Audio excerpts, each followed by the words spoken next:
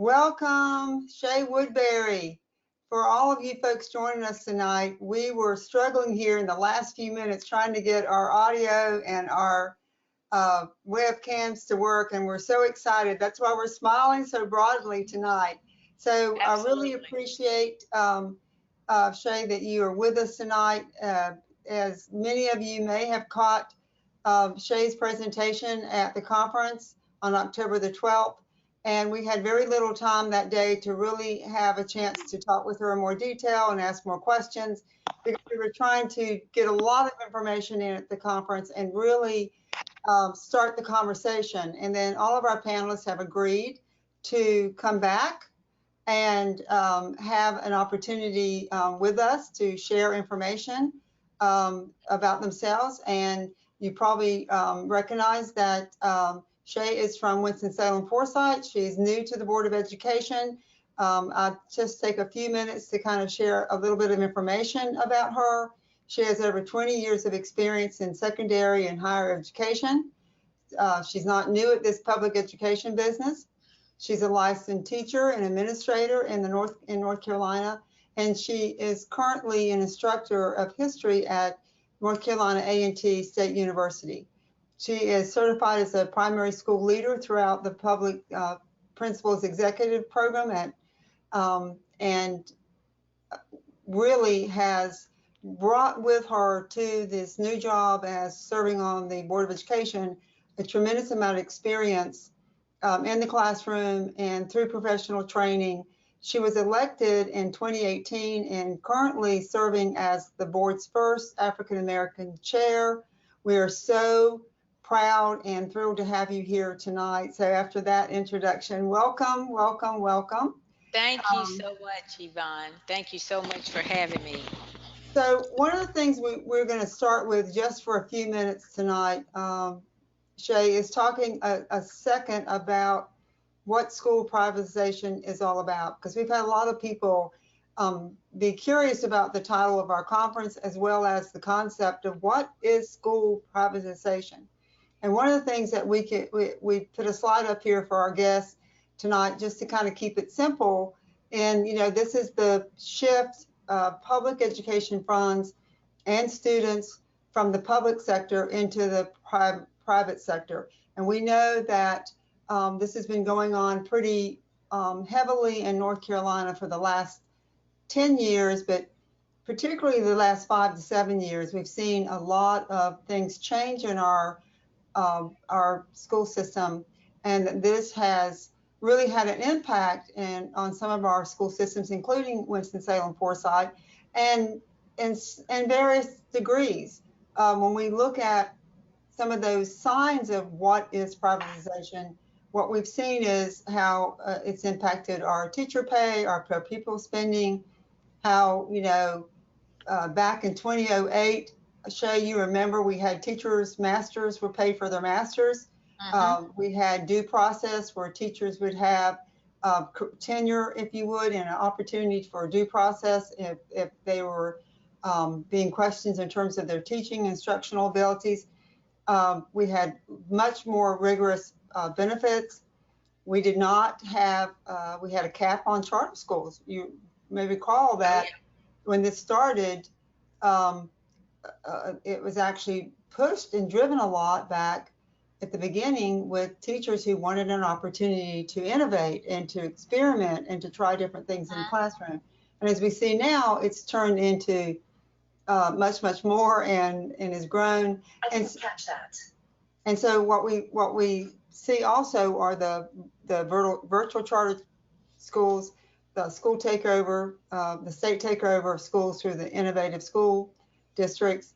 And I won't read the rest of them, but these are ways that we have seen our state change tremendously over the last 10 years. And we had asked Shai to kind of talk, and this is just an overview of the number of charters. You can see the growth there from the time that they started in 1998 and now where we are in terms of the number of charters with no cap and really no, not enough accountability according to some folks. And this was a chart Shay, we shared at the conference about the cumulative amount of money that was being, the students over the decade, and this is the one with the funding. And so you can see that this year, this past year, that we were up to $5 billion. Wow. And money that had been transferred out of the public school system into charter schools, which operate by different rules and which operate with much less accountability and not serving all kids. So here's a chart about things going on in charter schools in your district. Was there anything here you'd like to comment on, Shay? Well, as you can see through the data that I think you provided on one of the slides, it talked about the number of students in Winston-Salem, Forsyth County Schools that approximately attend charter schools. And obviously we have, quite a few students, but relative to 55,000, is not a great percentage of our students going to alternative forms of public education, or even, as a matter of fact, I think we may have a few even private schools that's not as highly attended as the traditional public school. And I think the conversation in Winston-Salem Forsyth County Schools is around, we haven't lost our market share, but there is something going on that is of concern as it relates to the segregation of our school district. Okay, so that's and I want you to talk some more about that. But before we do, I want to just get this last little chart here that we had about charters, which was, I thought, fascinating, that was provided at our conference by the North Carolina Policy Watch, and where they were looking at growth and meeting or exceeding growth. And even though we see that charters have a lot more flexibility, they can start their calendar when they want, they can use different class sizes, they can have certified teachers or not. Even though they have all these other strategies that we're not allowed to do, as you can see here, traditional schools are still outperforming charter schools. So how does that play in your part of the state, Shade? Is that something that y'all are really proud about? And do you think that the average citizen understands that how well public schools are performing, considering the constraints that they're under? So, and I can speak, let's just say, for instance, if you look at the Piedmont area, which is Winston-Salem, Forsyth County, Guilford, Alamance, that, and right now I think Guilford County is starting to have to be more intentional about how they are competing with now some of their charter schools. But what I will say is that I think the general public know that public school is the best option for children in our society. And so although there may be some, personalized interest to try something different, a lot of times when parents and students go and try something other than the traditional the traditional environment of public schools, then they say, wow, it's, grass is not necessarily greener on the other side. And when you think about a lot of the assets that public school teachers have through the public school traditional infrastructure with professional development, then pound for pound, it's just so very hard for the average charter or sometimes even private school to compare with the level of professional development we provide teachers. I think what most people in the public don't realize when they're from the outside looking in, as it relates to, well, why are there so many problems now that we didn't have years ago in the public school? It's because society has changed.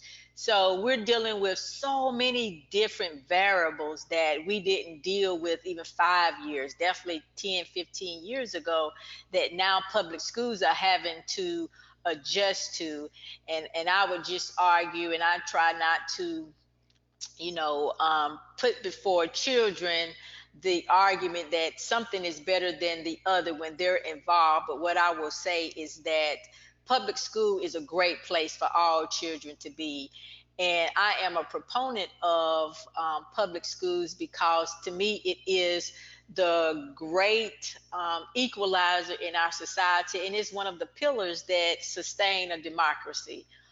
So again, I don't, kind of go back and forth with people on their opinion about, well, charter is better than, public, traditional public or private. I just say, if we look at the facts are that traditional public school educate better all children than any other educational institution that we have in America. Well, and I love that the way you approach that, Shay, because I think it's probably very thoughtful and a better use of your time. But I would say that that is one of the things that we hear from parents about school choice is that they think that it's a better opportunity. But within the public school system, within your school system, in your urban area, what kind of program varieties or choices do parents have in terms of the schools that you offer? Do y'all use magnets in your school system? Do you have early college?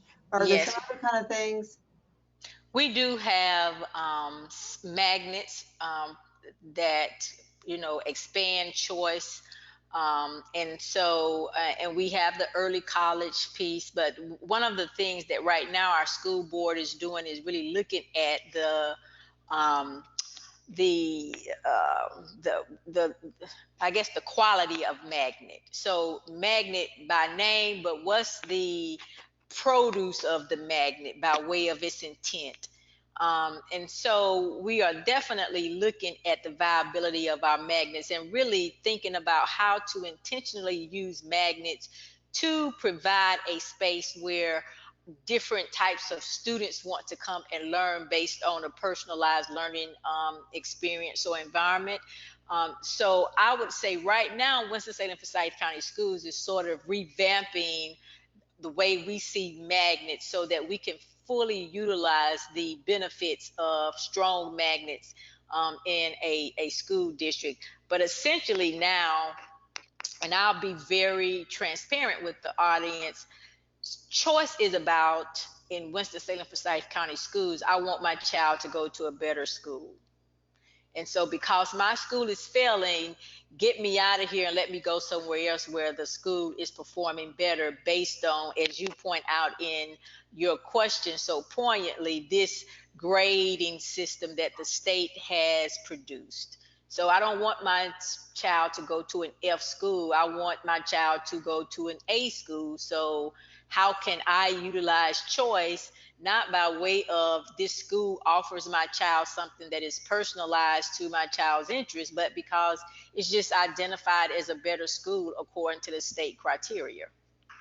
And that is really, let's talk about that just for a few minutes more, because one of the tools that people who are very interested in pulling kids out of the public school system into the private sector, either through virtual charters or through educational savings accounts or through private schools and vouchers, has been this A through F grading system. This using test scores, right? And Yes. using that alone to come up with a measure of the school being an A, a B, a C, or D. And this has been very controversial. This has been tried in many other states and basically has failed. In fact, some folks are even repealing this process of labeling schools that way. I think you've already discussed how devastating that can be on a parents trying to choose. But Shay, tell me about how teachers and students feel about when they see their school is a C or a D and they're working really, really hard. And what do those test scores really represent? Exactly. So the one thing I will say, just by way of my educational training, the tests represent a moment in time of a student's performance from the beginning to the end of year. And if you can imagine being an immature learner, I have to remember all the way from the beginning to the end of the year. And I could be sick. There could be so many different variables that affect student performance. Just for instance, the high stakes accountability of these tests, giving our students a lot of angst and stress, which we know is creating, adverse effects. But what I will say is that our teachers put forth their best effort every day. Our students come and give us the best that they can give every day. And what we don't account for in this accountability system is climate and culture, and how other factors determine the total picture of a school. So the students' mastery of learning is not the only thing that comprises public school education.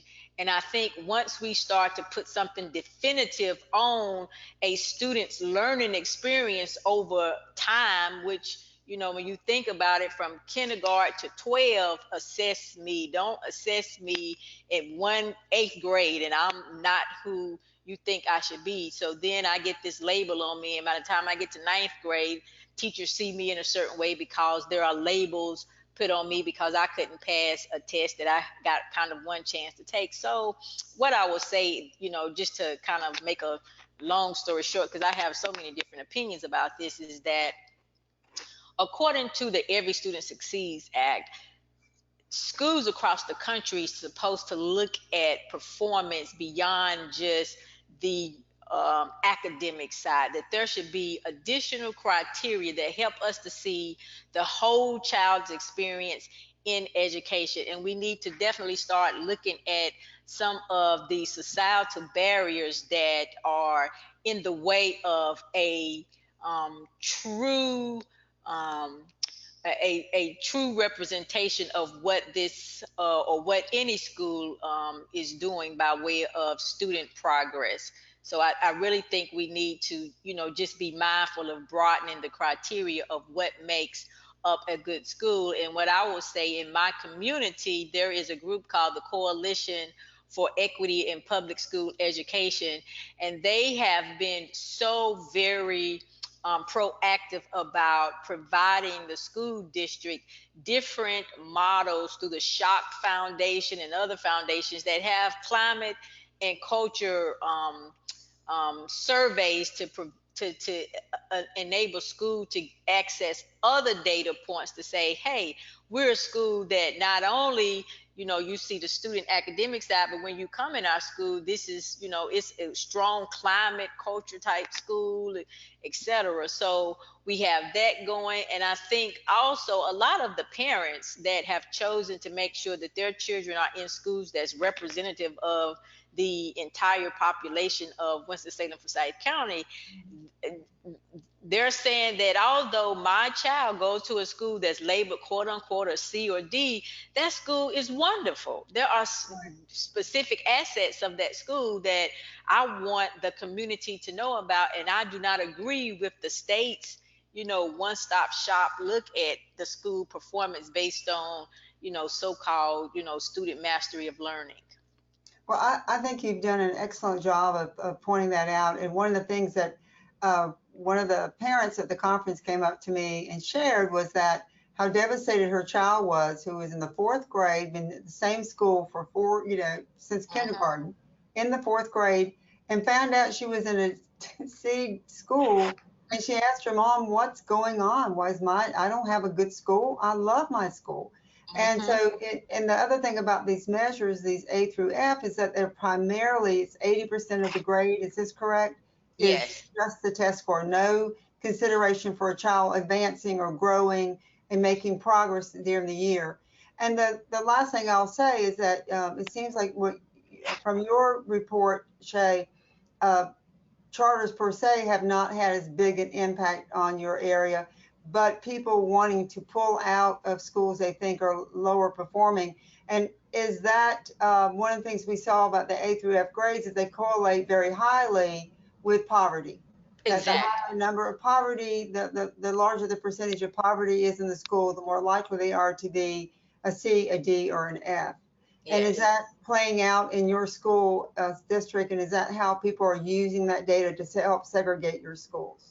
So I think there is definitely very strong correlations between our quote unquote DF schools and the level of poverty. So where we see the concentration of low performing schools in Winston-Salem, Forsyth County schools, that's where there is a concentration of, students with free and reduced lunch. So the bulk of Title I schools, have the D and F labels. And so I think that what our school district have to do with the community is, like you say, advocate at the state level that this criteria, this measurement is just too broad to really capture what's really going on in a lot of our schools. And then secondly, like I said, the reason why I believe that charter schools can, do no better than what, we're doing, even less, is because, they're not even equipped to really handle, those specific issues that create some of our greatest challenges. And so oftentimes what happens from my experience, a lot of parents just get so frustrated without knowing how to work inside of the public school. And so then outside gestures come to them. You should try a charter, or you should start a charter. And I have told our superintendent in Winston-Salem, Forsyth County Schools that we need to, be more strategic in how we communicate with charters, and how we're communicating definitely with the parents that are not satisfied with the infrastructure with the traditional public school. But I do want to make sure that every student that's in Winston-Salem, Forsyth County Schools, that's up under the umbrella of the traditional or non-traditional, when you talk about charter, that our school district is very considerate of their experiences. And so if by chance your parent wants to, have a non-traditional experience, I want our superintendent to be very intentional about what that experience looks like in the charter program. And ideally over time, the community will see, well, we really, the charter piece is just not relevant in Winston-Salem, Forsyth County Schools, because we are becoming, just more mindful and intentional about trying to help parents to understand, no environment is going to be perfect for your child, that we just have to grow and work together. Right. Well, I'm going to move us ahead here and look a tiny bit about a few figures about vouchers in North Carolina this year. We saw this at the conference always, and we see that the projected amount of money is in billions of dollars over by the end of 2026, 2027. And then the thing that the other slide I want to show quickly is this slide about where vouchers are actually going. This really concerns a lot of parents who believe that public education should be non-religious and should not discriminate on a child's religion. And as you can see here, when we looked at what's going on with vouchers, so far in the latest data they had, most of the voucher schools are either, teaching a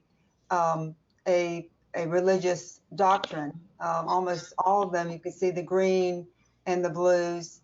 All of those are the vouchers who are going to schools that have religious curriculum. So that's kind of a startling fact, when you look at that we're sending money to these schools and they have no accountability. Yeah. Nothing. And as a school board member, wonder what your feelings are about that, because you have to account for every single dime you spend, right? Every penny. Absolutely.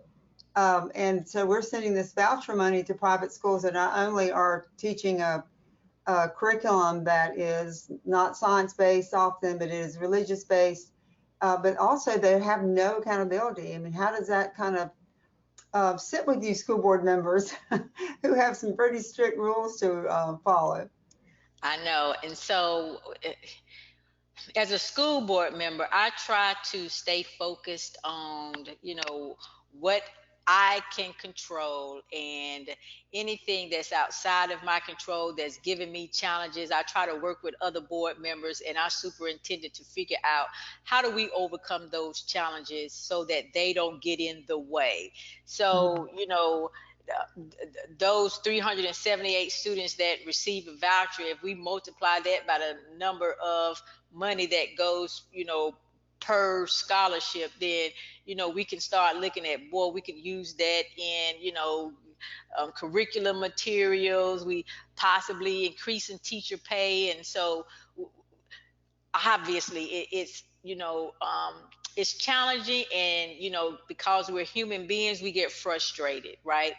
But again, what I try to do, Yvonne, and I'll tell this to the public, I try to use that energy and and just utilize it to problem solve and overcome those challenges. But I am very diligent in speaking to the representatives at the state level, in my county, and to talk about the great things about public school and how can my school board with other school boards across the state advocate on behalf of public schools, and how when those dollars go to a private entity, which of course that is absolutely a choice to move away from the public school environment, which as a parent you have a choice, so then you outfit that choice, is my personal opinion. Don't anticipate that the good of the public is going to outfit your own personal need or your personal perspective of how education should be, at the at the cost of helping all children learn. And so fundamentally, Yvonne, I would not be honest and candid with this audience if I didn't share with you that my commitment to public school is just so many more children that we can touch to make our society good. Again, what other people would like to do, from a personal independent standpoint, I'm like, okay, use your resources to do it. But once you start to get out of the bag of the public good to give to your personal interest for your personal child, then it really costs society. Right. And I just, ideally want us to be, as Americans, very intentional about, moving our democracy forward from, a more inclusive perspective. Well, that really fits very well into moving forward with, these are some of the points that you had shared with the audience in Raleigh a couple of weeks ago. And so let's move over and talk a little bit about school segregation and school choice.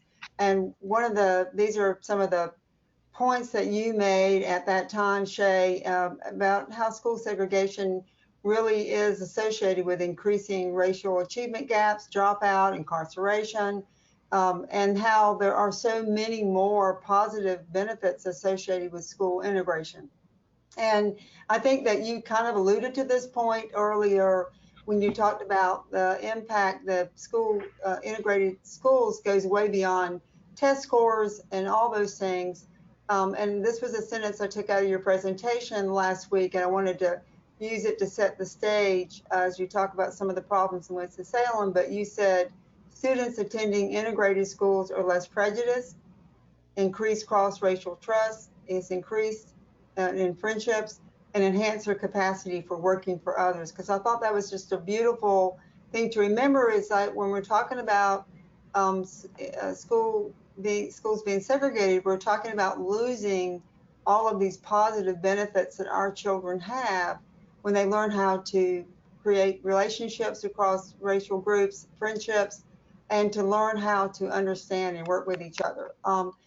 And talk to us a little bit about some of the things you shared with us last week about Winston-Salem and some of the issues that you're facing, and what you're trying to do to work your way out of this.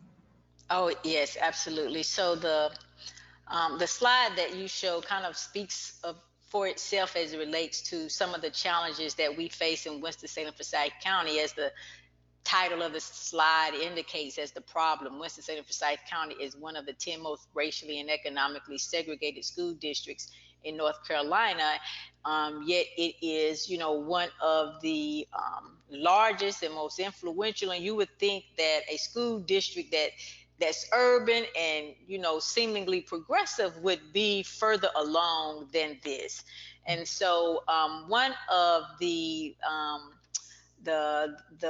kind of pieces we've put in place in Winston-Salem Forsyth County Schools is to put together two what we call special committees. One is the Climate, Community, and Equity Committee, right? And so a lot of what we're talking about with the benefits of an integrated learning environment is about climate, that you increase climate and culture in a school, which enhances academic achievement for all students.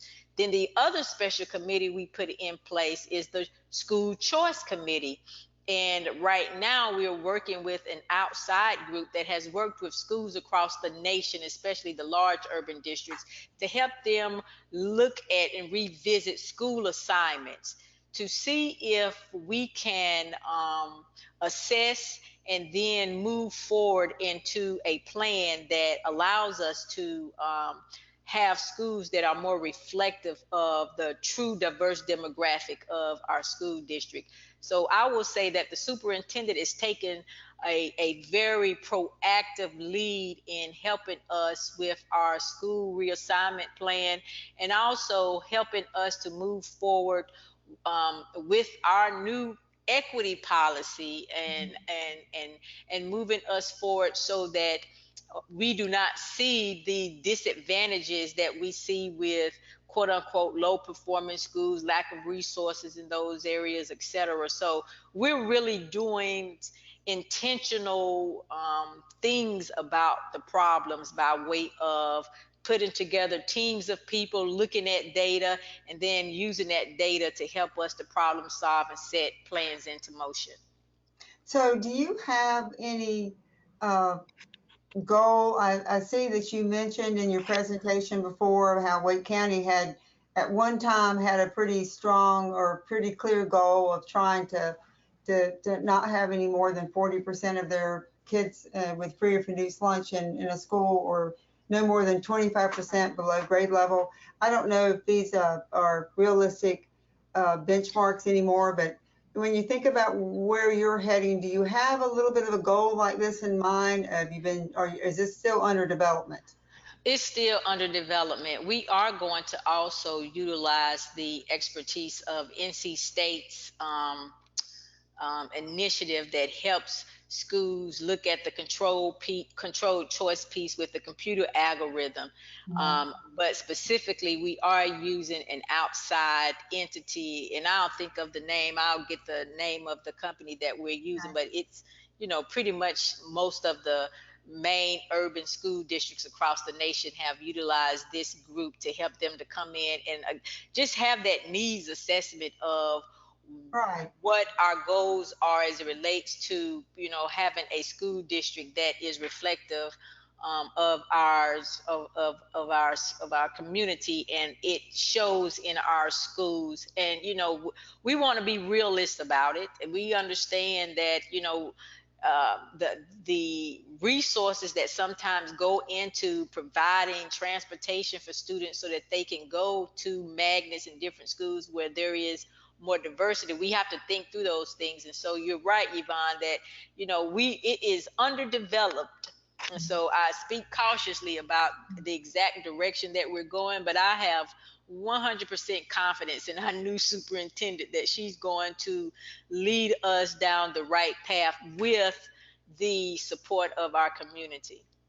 Well, this is, to me, as someone who has been a long-time advocate for ensuring diverse, integrated, fair, equitable schools. I've spent most of my adult life being a public education advocate, and I know that these are struggles that school systems are having. I just commend you and salute all of you that you've put this out there, that you transparently put it out there, that our goal is to better integrate our schools and to allow our students to have the rich experience and what we know. And I think it's always important to remind the public, Shay, is that kids from all incomes and all racial groups benefit. The more integrated and diverse a school is, it's not just the kids at the low end of the income that benefit, it's all kids. And someone last week made a comment, I cannot remember who it is right now, but they said they saw some recent data that showed that people were more likely to lose their jobs because they did not know how to get along with each other, did not understand socially or culturally how to get along, than they were from job performance. So, you know, when you think about that, that's what we're all about, right? That's what we want to see when our kids graduate. I think you said that about so beautifully earlier about how it's not just the grade that's going on, the grades in that school, it's also what the kids are learning in that school, how to be leaders, how to speak publicly, do public speaking, how to get along with each other, to understand each other's backgrounds. This is what makes a successful employee, you know, one day, right? So that's Exactly. if that's what we're looking at. And, you know, one of the things that these were some of the comments you made last week, and I captured them here because I was so impressed. So before we get to some questions from our audience, you know, I loved your comment about public education exists for the good of our whole society. So you started talking about that a while ago. I also want you to comment on this slide a little bit, but what I thought you were so beautiful in your presentation was when you said public schools have the awesome task of educating every child. And I think that's something that's really unique about public schools. Yes, I 100% agree, and that's why I'm a proponent of, public schools. What I'll say is that, I am very, I guess, invested in the country and how we move forward. And, I'm a social studies teacher, so duh. Yeah, it's your alley. Exactly. And so, I really get the task of the public school by way of what I've seen it birth. So the public school birth, presidents, the public school birth teachers, the public school birth our best doctors. When you think about what it does, it's awesome. It's almost a miracle. How in the world does Right. this one space and place produce some of the greatest minds we've ever seen in the world? Mm-hmm. And this is why the United States is the greatest country in the world, because it is uplifted by the public school infrastructure. That is one of the key pillars of why we can say we are, a first world country. And I think we should be proud of that, and we should continue to try and improve the public school system so more and more children and families see that this is the best place to be. And I think you listed in your remarks about the first school that opened in 1821. And for some folks, they may know that in 1840, the first school actually opened in North Carolina, the first public school. And with the same commitment that every student, regardless of their walk in life, their race, their gender, their zip code, their income, that they would be welcome and by law would have to be educated in our public schools. And so that is startling sometimes to think about, that we're losing that as a shared goal in this country, in this state, in Winston-Salem or any county in the state, that our shared goal is been tarnished a little bit. And I love what you said before about the public good. It is the John Adams said that there should be a school that did not charge money, that wasn't supported just for the rich or by the rich, but for all these hundreds of years ago. And because he said that the way we have good citizens is if people can think independently and read and write and vote and make decisions. So that's still important. Okay, so I want to make sure I give a few minutes to some questions for our audience. And there was one of the ones that someone put in here. I saw it a few minutes ago, and they were saying that you talk about the quality of the schools and how good they are at this whole process. And they said, can you talk a little bit about the quality of teachers in Winston-Salem, and you know, how are you recruiting teachers, and what are your challenges in terms of public, you know, keeping the teacher pipeline unclogged. So how's it going in Winston-Salem? How, you know, tell us a little bit about your teachers, about some of the struggles you're having filling your positions, and how we can send some people to you. Oh, absolutely. So we are very excited to work with our county commissioners to hopefully pass a 1/4% sales tax, which is going to increase our teacher supplement and also provide an increase in all of our employees classified. So we are very intentional about figuring out ways to build capacity with our teachers too. And so we have proposed a plan that looks at recruiting, retaining, and supporting. And the support part is really about supporting our classified staff. So that is something that we're very intentional about as relates to bringing in good teachers. We're also working collaboratively with the local colleges and universities. Wake Forest, Salem, and Winston-Salem State University recently proposed a grant to the federal government for a teacher academy that will actually bring teachers into a pipeline to go and teach in schools that have high needs.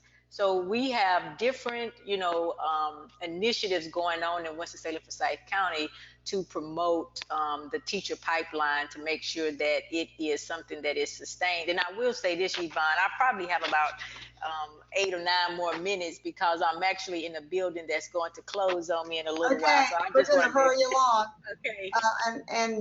One thing I do want to ask you, here's another question.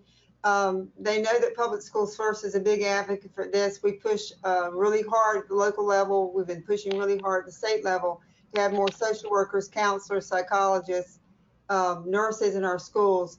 In Wake County, as an example, they have a social workers usually are shared. Their social workers have 2 or 3 schools. Most of them right now have only 2 schools. How's the situation in Winston-Salem, Forsyth? Absolutely. Our schools share social workers, and one social worker could be between up to 3 schools in Winston-Salem, Forsyth County Schools. And so, exactly, we are not pleased with that. And we are trying to work diligently with the new superintendent to look at our budget and to see, you know, how we can better manage the resources that are going to our schools, especially those schools that are in high need. So in my opinion, we shouldn't have, you know, 1 social worker going to 3 high need schools. You know, apparently that's just not equitable. Right. And, you know, I would say that this past year, we did see a little movement towards adding some professional helping staff to the public school systems across the state, but it was just really not enough. And so I hope that Winston-Salem, Forsyth County would join Public Schools First. And this year, we're going to keep every time the General Assembly starts a short session or a long session, we're going to be encouraging folks to really try to see how we can help those helping professionals. So I'm going to wrap up by saying, Shai, really, thank you it's really exciting to watch you from afar. I saw your election. I saw you become chair.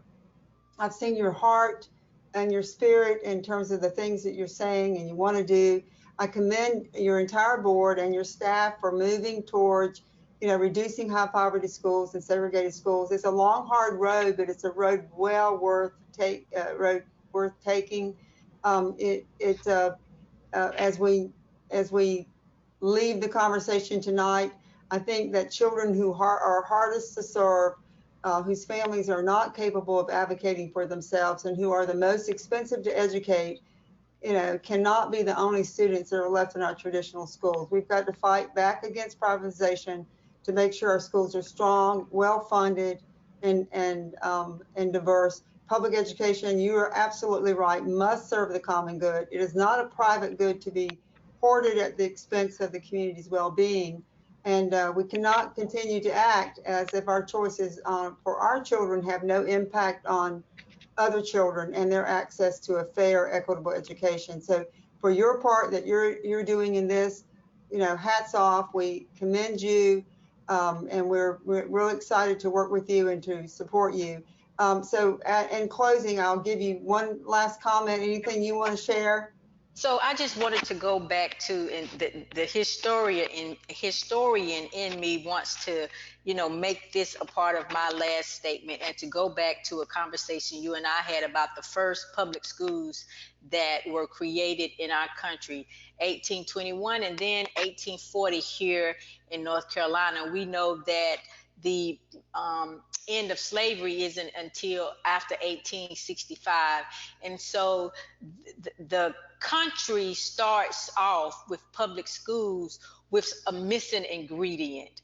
But due to the fact of the freedom of slaves, you start to get the ingredient or some of the ingredients that make it better. And so what am I saying? I'm not, condemning our country and our state for, the progress that it had to go through to get to where we are right now. I'm just saying that the beginnings of public school education are what we're grounded on, but we have moved so far away from a public school infrastructure that was just meant for some children to now we can really be proud of what the public school has come to mean for all of Americans. So I just salute the work that you're doing, Yvonne, with public schools first, because I am a believer in public schools, and I believe that public schools do the best job in putting all students first. And so I applaud your work, and I just wish you and your staff and this great state the best. Me too. That's a great way to end. We appreciate it. So to the public, you know the drill. Connect with us to stay informed. Go to our website, join our newsletter, like us on Facebook, follow us on Twitter. We have tremendous amount of great information. And Shai, we'll be broadcasting this. We've taped it tonight. So for folks who weren't able to join us, they'll get a chance later. And again, we thank you for your time, and we hope to see you soon. Good night, everybody. Good night. Bye-bye.